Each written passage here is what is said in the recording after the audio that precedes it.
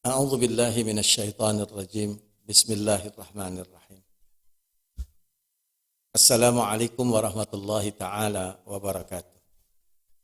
Alhamdulillahilladzi arsala rasulahu bil huda wa dinil haqqi liyudhhirahu 'alad dini kullih.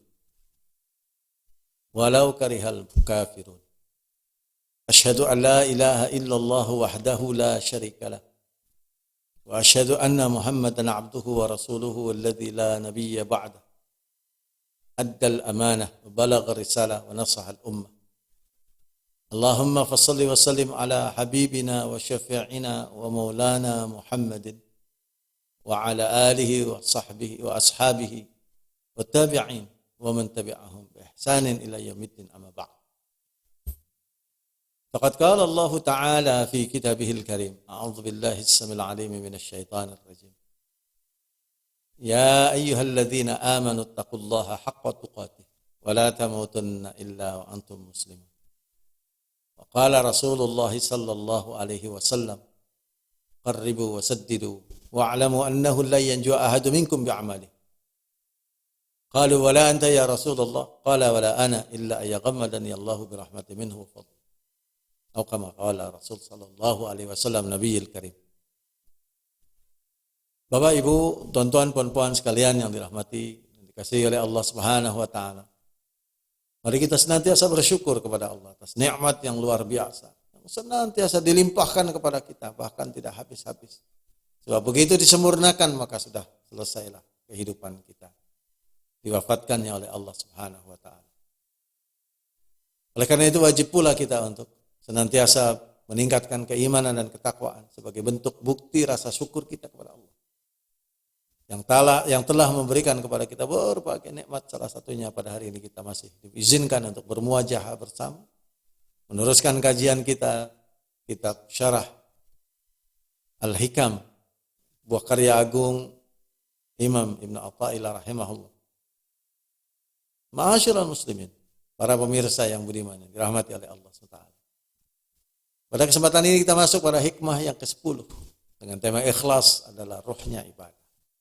Sebagaimana yang disampaikan oleh Ibnu Athaillah rahimahullah, al-a'malu suwarun qa'imatun wa arwahuha wujudu sirrul ikhlas fiha.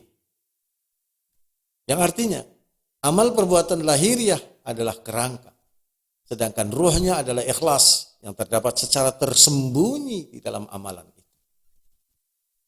Bapak Ibu hadirin sekalian, tuan-tuan puan-puan, ikhwan akhwat, sahabat sahibah, pemirsa yang dirahmati oleh Allah Subhanahu. Amal lahiriah digambarkan sebagai batang tubuh, sedangkan ikhlas digambarkan sebagai nyawa yang menghidupkan batang tubuh itu. Seandainya kita kurang mendapat pengaruh yang baik daripada latihan kejiwaan, maka hendaklah kita merenung dengan mendalam. Adakah tubuh dan amal perbuatan kita dapat menunjukkan bahwa kita masih bernyawa atau tidak? Bapak Ibu hadirin sekalian, hikmah yang ke-10 ini menghubungkan amal dengan ikhlas. Sedangkan hikmah yang lalu telah menghubungkan amal dengan hal. Kedua-dua kalam hikmah ini membangun jembatan menghubungkan antara hal dengan ikhlas. Kedua-duanya memiliki kaitan dengan hati, atau lebih tepat jika dikatakan ikhlas sebagai suasana hati dan hal sebagai nur ilahi yang menyinari hati yang ikhlas. Ikhlas menjadi persediaan atau persiapan yang penting bagi hati untuk menyambut kedatangan nur Allah Subhanahu wa taala, cahaya ilahi. Apabila Allah SWT berkehendak memperkenalkan dirinya kepada hamba-hambanya, maka dipancarkannya nurnya itu kepada hati hamba tersebut. Nur yang dipancarkan kepada hati ini dinamakan nur sir atau nur rahasia Allah Subhanahu wa taala. Hati yang diterangi oleh nur akan merasakan hal ketuhanan atau mendapatkan tanda-tanda tentang Tuhan. Setelah mendapatkan tanda-tanda dari Tuhan, maka hati pun akan mengenal Tuhan. Hati yang memiliki ciri ataupun sifat seperti ini dikatakan sebagai hati yang mempunyai ikhlas tingkat tinggi. Tuhan berfirman bagi menggambarkan ikhlas dan hubungannya dengan ma'rifah. Sebagaimana di dalam surah Yusuf ayat yang ke-24. A'udzubillahi minasyaitonir rajim. Wa laqad hammat bihi wa hamma biha laula ar-ra'a burhana rabbih kadzalika linasrifa anhu as-su'a wal fahsya innahu min ibadina al-mukhlasin. Yang artinya, dan sebenarnya perempuan itu berkeinginan sangat kepadanya, dan Yusuf pula mungkin timbul keinginannya kepada perempuan itu, kalaulah ia tidak menyadari kenyataan Tuhannya tentang kejinya perbuatan Tuhan itu. Demikianlah takdir kami untuk menjauhkan Nabi Yusuf dari perkara-perkara yang tidak baik dan perbuatan-perbuatan yang keji. Karena sesungguhnya ia dari hamba-hamba kami yang dibersihkan dari segala dosa. Ma'asyiral muslimin. Nabi Yusuf alaihissalam adalah hamba Allah SWT yang ikhlas. Hamba yang ikhlas berada dalam pemeliharaan Allah Subhanahu wa taala. Apabila dia dirangsang untuk melakukan kejahatan dan kekotoran, nur rahasia Allah akan memancar di dalam hatinya sehingga dia menyaksikan dengan jelas akan tanda-tanda Allah SWT dan sekaligus meleburkan rangsangan jahat tadi. Inilah ikhlas tingkat yang tertinggi yang dimiliki oleh orang arif dan dekat dengan Allah Subhanahu wa taala. Mata hatinya senantiasa memandang kepada Allah Subhanahu wa taala dan tidak pada diri dan perbuatannya. Orang yang berada dalam maqam ikhlas yang tertinggi ini senantiasa dalam keridhaan Allah Subhanahu wa taala, baik semasa beramal ataupun semasa diamnya. Allah Subhanahu wa taala sendiri yang meliharanya. Allah Subhanahu wa taala mengajarkan agar hambanya berhubungan dengannya dalam keadaan ikhlas. Sebagaimana di dalam surah Al-Ghafir ayat 65 Allah SWT berfirman, a'udzubillahi minasyaitonir rajim. Wal hayyu la ilaha illa huwa fad'uuhu mukhlishina lahuddin. Alhamdulillahi rabbil alamin. Ya artinya, dia yang tetap hidup. Hidup dengan tidak ada Tuhan yang berhak disembah melainkan dia. Maka sembahlah kamu akan dia dengan mengikhlaskan amal agama kamu kepadanya semata-mata. Segala puji bagi Allah, Tuhan yang memelihara dan menguruskan sekalian alam. Bapak Ibu, hadirin hadirat, tuan-tuan puan-puan sekalian yang dirahmati Allah SWT, ikhwan dan akhwat, sahabat sahibah, pemirsa yang budiman. Allah SWT jualah tujuan hidup. Dia yang memiliki segala kehidupan. Dia jualah Tuhan seluruh alam semesta. Apa saja yang ada di alam semesta ini merupakan ciptaannya. Apa saja yang hidup adalah dihidupkan olehnya. Jalan dari Allah SWT adalah nikmat dan karunia. Sementara jalan dari hambanya adalah menuntutnya untuk ikhlas. Hamba dituntut supaya mengikhlaskan seluruh sendi kehidupan untuknya. Dalam melaksanakan tuntutan agar mengikhlaskan kehidupan untuk Allah Subhanahu wa taala. Hamba tidak boleh merasa takut ataupun gentar kepada makhluk yang lain. Sebagaimana di dalam surah Al-Ghafir ayat yang ke-14 Allah SWT berfirman, "Fad'ullaha mukhlishina lahuddin walau karihal kafirun." Oleh karena itu maka sembahlah Allah dengan mengikhlaskan ibadah kepadanya dengan menjauhi syirik. Sekalipun orang-orang kafir tidak menyukai amalan-amalan yang demikian. Juga di dalam surah Al-An'am ayat yang ke-162, 163 yang sering kali kita baca di dalam surat kita. Qul inna salati wa nusuki wa mahyaya wa mamati lillahi rabbil alamin la syarika lahu wa bidzalika umirtu wa ana awwalul muslimin. Yang artinya, katakanlah ya Muhammad, sesungguhnya salatku, ibadatku, hidupku dan matiku hanyalah untuk Allah, Tuhan semesta alam. Tiada sekutu baginya, dan demikian itulah yang diperintahkan kepadaku, dan aku adalah orang yang pertama-tama menyerahkan diri kepada Allah. Bapak Ibu, tuan-tuan perempuan, ikhwan akhwat, sahabat sahibah, pemirsa yang budiman. Allah Subhanahu wa taala telah menetapkan kode etik kehidupan yang perlu dijunjung, dihayati, diamalkan, disebarkan, bahkan diperjuangkan oleh kaum muslimin dengan sepenuh jiwa raga dalam keadaan ikhlas karena Allah SWT, meskipun ada orang-orang yang tidak suka, ada orang-orang yang menghina, bahkan ada yang membangkang serta mengadakan perlawanan sekalipun. Keikhlasan yang diperjuangkan dalam kehidupan dunia ini akan terus dibawa bersama-sama sampai menemui Tuhan kelak di yaumil akhir. Sebagaimana dalam surah Al-A'raf ayat yang ke-29 Allah SWT berfirman, "Qul amara rabbi bil qist wa aqimu wujuhakum 'inda kulli masjidi wad'uuhu mukhlishina lahuddin kama bada'akum ta'udun." Yang artinya, katakannya Muhammad, Tuhanku menyuruh berlaku adil dalam segala perkara dan menyuruh supaya kamu hadapkan muka dan hati kamu kepada Allah dengan betul-betul pada tiap-tiap kali mengerjakan salat, dan beribadahlah dengan mengikhlaskan amal agama kepadanya semata-mata. Karena sebagaimana ia telah menjadikan kamu pada mulanya, demikian pula kamu akan kembali kepadanya. Masyaallah muslimin. Para pemirsa yang budiman. Sekalipun sulit mencapai tahapan ikhlas yang tertinggi, namun tetap kita harus mengusahakan agar diperoleh keadaan ikhlas yang demikian dalam segala perbuatan, baik secara lahiriah maupun batiniah. Orang yang dalam hatinya telah tumbuh rasa kasih sayang Allah SWT akan berusaha membentuk hati yang ikhlas. Mata hatinya melihat bahwa Allah jualah Tuhan yang Maha Agung, sedangkan dirinya hanyalah seorang hamba abdi yang hina. Hamba berkewajiban untuk patuh dan taat kepada Tuhannya. Dan orang yang berada dalam maqam ini beramal karena Allah Subhanahu wa taala. Karena Allah yang memerintahkan supaya beramal. Karena Allah Subhanahu wa taala yang memang berhak dan patut untuk ditaati. Karena Allah Subhanahu wa taala memang yang wajib perintah-perintahnya untuk dilaksanakan. Karena pengabdian sebagai bentuk rasa syukur atas nikmat dan karunia-Nya, semuanya adalah karena Allah Subhanahu wa taala dan bukan karena sesuatu yang lain. Golongan ini sudah dapat menguasai hawa nafsu yang rendah dan pesona dunia, tetapi dia masih melihat dirinya di samping Allah SWT. Dia masih melihat dirinya yang melakukan amal. Dia gembira karena menjadi hamba Allah Subhanahu wa taala, di mana beramal karena Allah SWT dalam keadaan seperti ini, sifat kemanusiaannya masih mempengaruhi hatinya. Orang-orang yang demikian masih menganggap bahwa amal itu dilakukan oleh ada usaha dari diri. Namun bagi mereka yang ingin terus meningkatkan, maka jiwanya juga akan meningkat. Hatinya dikuasai sepenuhnya oleh perlakuan Allah Subhanahu wa taala. Menjadi orang arif yang tidak lagi melihat kepada dirinya dan juga amalnya, tetapi melihat bahwa Allah Subhanahu wa taala yang memberi karunia dan anugerah, sifat-sifat dan perbuatannya.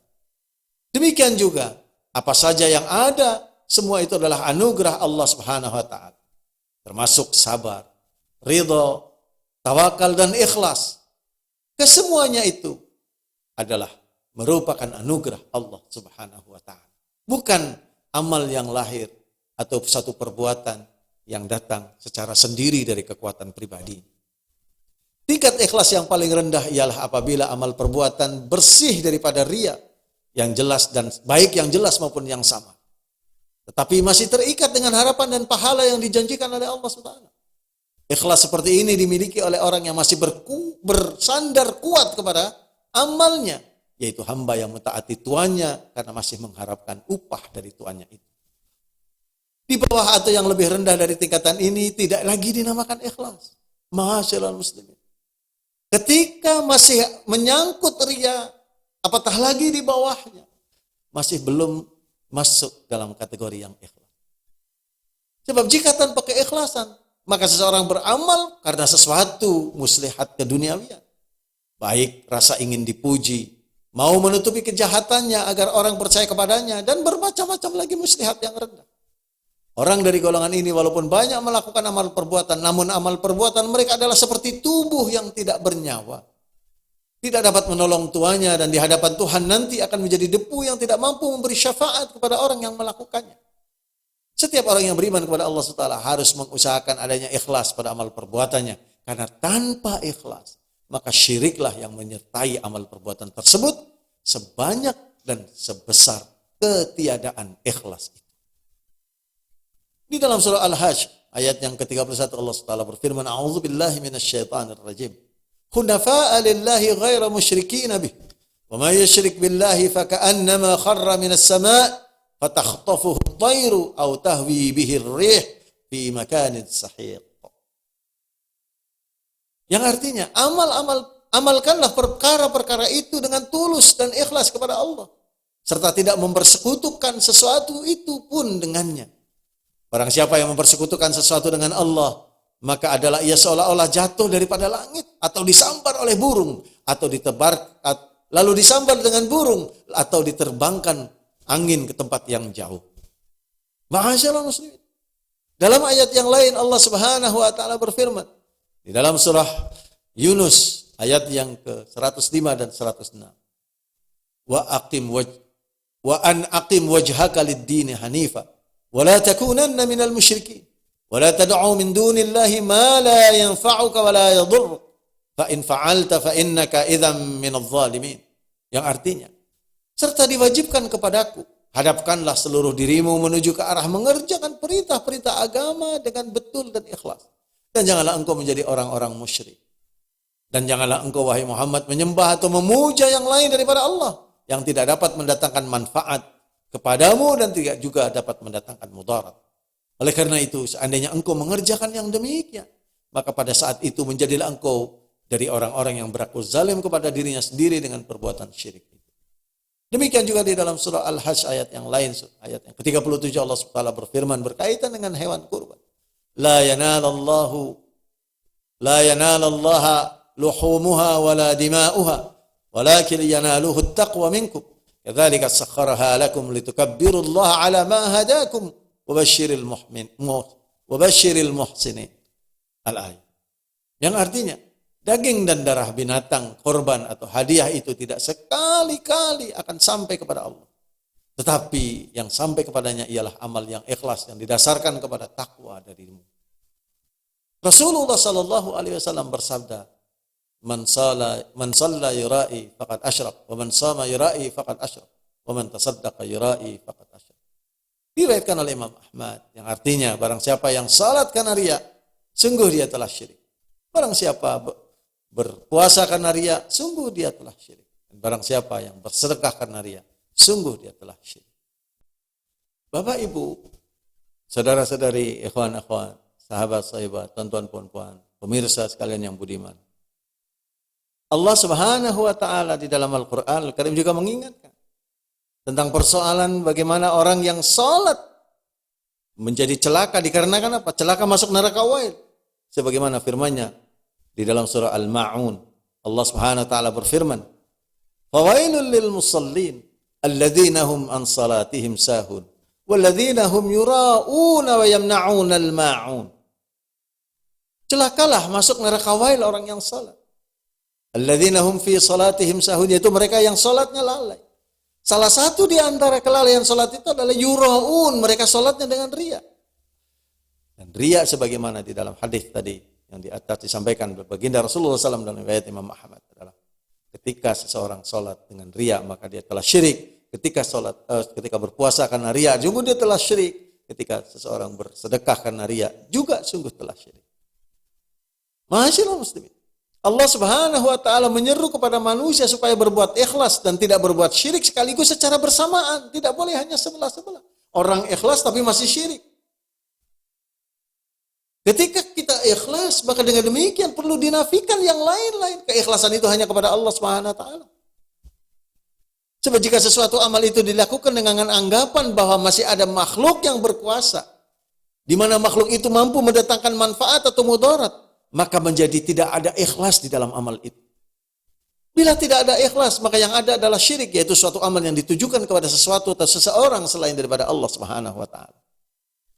Orang yang beramal tanpa ikhlas itu dipanggil sebagai orang yang zalim. Walaupun pada lahirnya dia tidak menzalimi sesiapapun, namun sesungguhnya dia menzalimi dirinya sendiri. Sebagaimana diriwayatkan dari Abu Ali Ad-Daqaq, dikutip di dalam kitab Al-Azkar bab yang ke-1, disampaikan oleh beliau, al-ikhlas at-tawaqqi an mulahadhatil khalq was-sidqu at-tanaqqi an mutawa'atin nafsi fal mukhlisu la riya'a lahu was-sadiqu la i'jaba lahu. Yang artinya, ikhlas ialah memelihara diri dari ingin diperhatikan oleh makhluk. Sedangkan sidik atau jujur atau benar, yaitu mensucikan diri dari memenuhi kehendak hawa nafsu. Orang yang ikhlas tidak ditemukan riya di dalam dirinya, dan orang yang sidik tidak akan ditemukan adanya ujub, kagum kepada dirinya. Teman-teman, Bapak Ibu hadirin sekalian yang dirahmati oleh Allah SWT. Intisari daripada ikhlas adalah melakukan sesuatu hanya karena Allah semata. Tidak ada kepentingan yang lain. Kepentingan diri sendiri merupakan musuh ikhlas yang paling besar. Kepentingan diri lahir daripada nafsu. Nafsu menginginkan kemewahan, kesenangan duniawi, kedudukan, kemuliaan, puji-pujian dan sebagainya. Apa saja yang lahir dari nafsu itulah yang sering menghalangi ataupun merusak ikhlas. Bapak-bapak, ibu-ibu hadirin sekalian, pemirsa yang budiman. Hikmah ke-10 ini memberikan kepada kita pengertian yang mendalam bahwa sesuatu yang bersifat zahir bukan isi yang sesungguhnya dari satu perbuatan. Sedangkan isi yang sesungguhnya adalah apa yang menjadi roh bagi perbuatan itu. Dalam satu riwayat Rasulullah SAW menjelaskan kepada kita tentang hakikat harta. Sebagaimana di dalam satu riwayat, yaqulu ibnu Adam mali mali. Qala wa hal laka ya ibna Adam min malika illa ma akalta fa afnaita aw labista fa ablaita aw tasaddaqta fa amdaita, sebagaimana diriwayatkan oleh Imam Muslim nomor 2958, yang artinya, aku datang kepada Nabi SAW. Ketika itu baginda baru membaca ayat, celakalah orang yang berlomba-lomba memperbanyak harta, sebagaimana dalam surah At-Takatsur ayat yang pertama. Lalu kemudian Nabi bersabda, manusia mengatakan, hartaku, hartaku, hartaku. Wahai manusia, apakah hartamu itu adalah apa yang engkau makan, lalu setelah itu ia hilang? Ataukah hartamu itu adalah apa yang engkau pakai lalu usang? Atau hartamu itu adalah apa yang engkau sedekahkan dan dia akan tersimpan kekal sehingga akhir? Dalam riwayat lain baginda Rasulullah sallallahu alaihi wasallam mengungkapkan, yaqulul 'abdu mali mali innama lahu min malihi thalathun ma akala fa afna aw labisa fa abla aw a'ta fa aqna fa aqtana wa ma siwa dzalika fa huwa dzahib wa tarikuhu linnas. Hamba Allah berkata, hartaku, hartaku. Bukankah hartanya itu hanyalah 3? Yang ia makan, itu akan sirna. Yang ia pakai, itu juga akan usang. Sedangkan yang ia berikan atau yang sedekahkan, itulah harta yang sebenarnya yang ia kumpulkan. Harta selain itu akan sirna dan diberi kepada orang-orang yang akan ia tinggalkan. Demikian juga di dalam riwayat Sahih Imam Bukhari. Baginda Rasulullah SAW menyampaikan, man tasaddaqa bi'adli tamratin min kasbi tayyibin wala yas'adu ila Allah illa tayyibu fa inna Allah yataqabbaluha bi yaminihi thumma yurabbiha li sahibihi kama yurabbi ahadukum faluwahu hatta takuna mithlal jabal. Ma'asyiral muslimin, Rasulullah menyampaikan sebagaimana artinya, barang siapa bersedekah dengan separuh biji kurma sekalipun dari penghasilan yang baik, dan tidak ada yang naik kepada Allah kecuali yang baik, maka Allah menerimanya dengan tangan kanannya, kemudian mengembangkannya untuk pelakunya, sebagaimana salah seorang di antara kalian merawat kuda peliharaannya itu sehingga menjadi dipelihara terus, maka akan menjadi sebesar gunung. Inilah hakikat harta yang sebenarnya. Jadi bukan karena aspek perbuatan, tapi adalah aspek nilai ikhlas daripada harta itu. Walaupun ia hanya separuh biji kurma. Begitu juga dalam ibadah lainnya seperti sholat, ma'asyiral muslimin. Kesempurnaan sholat adalah rintihan dan kekhusyuan daripada sholat itu. Kekhusyuan di dalam sholat menjadikan Allah membanggakan orang-orang yang beriman. Sebagaimana firman-Nya di dalam surah Al-Mu'minun ayat yang kedua. Ayat yang pertama dan kedua, yaitu ketika Allah berfirman, qad aflahal mu'minun alladzina hum fi salatihim khashi'un. Sungguh beruntunglah orang-orang yang beriman itu, yaitu orang-orang yang khusyuk di dalam salatnya. Kemudian juga Abu Muttarif datang kepada baginda Rasulullah SAW ketika itu sebagaimana diriwayatkan, ataitu an-nabiyya sallallahu alaihi wasallam wa huwa yusalli wa li jawfihi azizun ka azizil mirjal ya'ni yabki. Sebagaimana diriwayatkan oleh An-Nasa'i, Abu Daud dan juga Imam Ahmad. Yang artinya, aku datang kepada Nabi sallallahu alaihi wasallam dan baginda sedang dalam keadaan salat. Dan dari dadanya terdengar suara rintihan seperti air yang mendidih dalam periuk, yakni baginda menangis. Demikian juga Rasulullah SAW memberitahukan tentang orang yang amal perbuatannya dan ibadah lainnya dilihat di sisi Allah SWT, dilihat di sisi Allah SWT. Yaitu mereka yang mampu melaksanakan amal perbuatan dan ibadahnya disertai dengan penghayatan hati yang mendalam. Sebagaimana diriwayatkan oleh Abu Hurairah radhiyallahu an, baginda Rasulullah SAW bersabda, innallaha la yanzuru ila suwarikum wa amwalikum walakin yanzuru ila qulubikum wa a'malikum. Yang artinya sesungguhnya Allah SWT tidak melihat kepada rupa dan harta kalian, tetapi Allah akan melihat kepada hati dan amal kalian. Sebagaimana diriwayatkan oleh Imam Muslim, At-Tabrani, Imam Ahmad, dan juga Ibnu Hibban. Dari penjelasan ini, ma'asyiral muslimin rahimakumullah, Bapak Ibu hadirin, tonton perempuan, ikhwan, akhwat, sahabat, sahibah yang dirahmati dikasihi oleh Allah, para pemirsa yang budiman. Jelas bahwa amal perbuatan kita ini, ketika dilihat dari segi zahirnya, bahkan tidak menjadi jaminan dari masuknya seseorang ke dalam surga.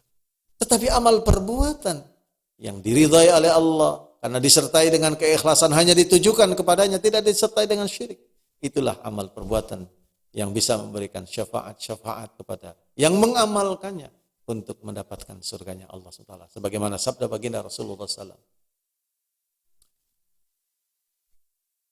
Al-qarimu wasaddidu wa'lamu annahu la yanjua ahadu minkum bi'amali. Qala wala anta ya Rasulullah, qala wala ana illa yaghammadani Allahu birahmati minhu wa fadl. Ma'asyiral muslimin, Rasulullah SAW bersabda yang artinya, hendaklah kalian terus-menerus di dalam beramal dan menepati kebenaran sebagaimana yang diajarkan oleh Allah SWT maupun Rasulullah SAW dalam sunnah. Karena ingat, sesungguhnya amal kalian tidak menjamin kalian untuk masuk ke dalam surga. Kemudian seorang sahabat bertanya kepada baginda, wala anta ya Rasulullah, apakah amal baginda juga begitu? Amal Tuhan juga demikian, wahai Rasulullah?